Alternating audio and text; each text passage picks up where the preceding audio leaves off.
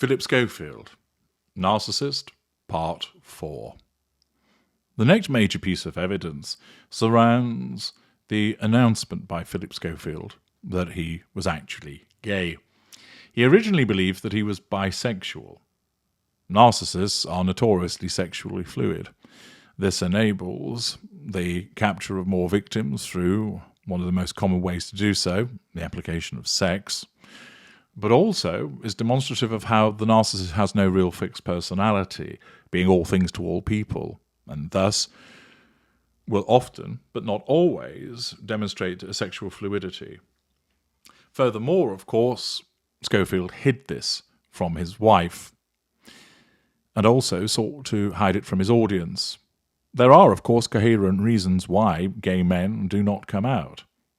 Fear of ridicule, fear of condemnation, the fact that whilst times have moved on, there are still instances where if somebody is perceived in a particular way, it could well be damaging to their audience and their livelihood. And therefore, there are reasons why someone may not admit to being gay, which has nothing to do with narcissism. However, the act of keeping it quiet, of course, is a deceitful matter. And moreover, there is the fact that he had lied to his wife, someone he purportedly loved. That is a deceitful act and shows a lack of accountability for behaviours. Furthermore, it demonstrates an absence of emotional empathy to have persisted with such a state of affairs for such a long time. Accordingly, the fact that he was gay may indicate sexual fluidity, which is indicative of many narcissists. But what is more telling is the fact that he persisted in a relationship with a woman, failing to tell her what he actually preferred, and, in so doing, showed an absence of accountability and diminished emotional empathy for her. He revealed that he was gay following apparently heartbreaking conversations with his family. That might be viewed as a pity play. He was married for nearly 27 years and made the announcement in a message posted on Instagram. Again, this is a private matter, and that shows a lack of boundary recognition, a sense of entitlement, and the use of social media potentially for the assertion of control by making such a personal and private announcement. Schofield said that he'd struggled to come to terms with his sexuality for a very long time, but he now feels brave enough to share the news.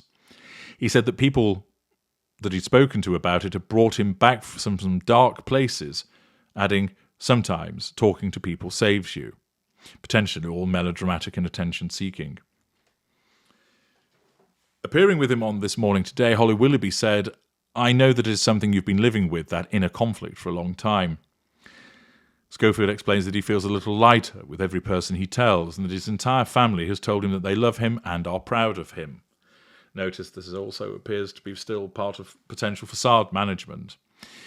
That he feels the need to go on social media to make this announcement, and also feels the need to discuss it on a television programme.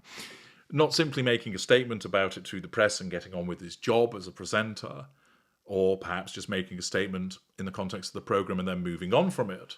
But instead, there was the whole melodramatic hugging and tears and revelations, etc., which all smacks of drinking up the fuel from people's reactions and savouring the drama that it occasioned. The presenter said he has no secrets from his wife, and she'd been supporting right up until the moment he made the announcement. "I'm very aware that Steph and the girls at home are watching this," he said. "It's tough. This is not something that has happened quickly. I've had to deal with this in my head for quite some time. We've been honest and open," although, of course, that would appear to be a contradiction because he hasn't been. "Everybody does these things at their own speed, when they think the time is right. It has consumed my head and has become an issue in my head." Willoughby said she was deeply proud of her friend for being brave and sharing the news. He said he was inspired by people in This Morning being brave enough to share their own very personal stories with the world. "We sit here every day, and some amazingly brave, incredible person is sitting here, and I'm listening to their story thinking, 'Oh my God, you're so brave,' and I'm thinking, I have to be that person." Again, exhibiting melodrama. Again, this was potentially seeing people as an extension of himself. He continued, "All you can be in your life is honest with yourself, and I was getting to the point where I wasn't being honest with myself. Well, that's not really the case. He hadn't been honest with himself and other people for nearly 3 decades. He then stated, "I didn't like myself very much," which had the smack of a pity play. Asked if he was considering beginning a relationship with someone else, Schofield said, "I don't think so. I'm not thinking there. I'm doing each day at a time now." His full statement that he published on Instagram stated, "You never know what's going on in someone's seemingly perfect life, what issues they are struggling with, or the state of their well-being, and so you won't know what has been consuming me for the last few years. With the strength and support of my wife and daughters, I've been coming to terms with the fact that I am gay. This is something that has caused many heartbreaking conversations at home. I've been married to Steph for nearly 27 years, and we have 2 beautiful grown-up daughters, Molly and Ruby. My family have held me so close. They have tried to cheer me up, to smother me with kindness and love despite their own confusion. Yet still I can't sleep, and there have been some very dark moments. My inner conflict contrasts with an outside world that has changed so very much for the better. Today, quite rightly, being gay is a reason to celebrate and be proud. Yes, I am feeling pain and confusion, but that only comes from the hurt that I'm causing to my family. Steph has been incredible. I love her so very much. She is the kindest soul I have ever met. My girls have been astonishing in their love, hugs, and encouraging words of comfort. Both mine and Steph's entire families have stunned me with their love, instant acceptance, and support. Of course, they are worried about Steph, but I know they will scoop us both up. My friends are the best, especially Holly, who has been so kind and wise, and who has hugged me as I sobbed on her shoulder. At ITV, I couldn't hope to work with more wonderful, supportive teams. Every day on this morning, I sit in awe of those we meet who have been brave and open in confronting their truth, so now it's my turn to share mine. This will probably all come as something as a surprise, and I understand, but only by facing this, by being honest, can I hope to find peace in my mind and a way forward. Please be kind, especially to my family. Philip. Now, of course, nothing wrong with a person being gay, and he comes out in this manner. But knowing what you know now about the fact that he had an affair with a much younger man behind his wife's back that went on for years, that he lied to his wife about that, and he lied to his employers about it, all of that rather rings hollow, doesn't it? And the fact that he felt able to talk in such terms, mainly talking about himself, showing a considerable level of self-absorption, but that he felt the need to put this out publicly, that he felt the need to talk about how he felt, that he'd been in some dark places, that everybody had been wonderful in terms of their support for him.